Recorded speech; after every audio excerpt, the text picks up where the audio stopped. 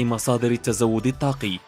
300 يوم من أشعة الشمس في السنة معطيات جعلت منه بمثابة منصة لاستقبال الاستثمارات المرتبطة بالطاقة المتجددة.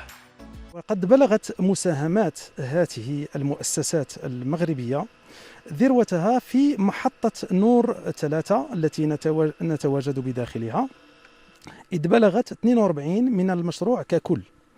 المساهمات المغربية شملت مجال هندسة البناء والصناعة والطرق. منذ عقد من الزمن تبنت المملكة سياسة تطوعية وبرنامجا طموحا بشأن الطاقات المتجددة. خلال سنة 2009 تم إطلاق برنامج الطاقة الشمسية، وهو سلسلة من مشاريع الطاقات الشمسية التي تهدف إلى بلوغ 2000 ميجاوات. مشاريع تتطلب صيانة خاصة، وهو الأمر الذي فطنت إليه مجموعة من الشركات المتخصصة في المجال.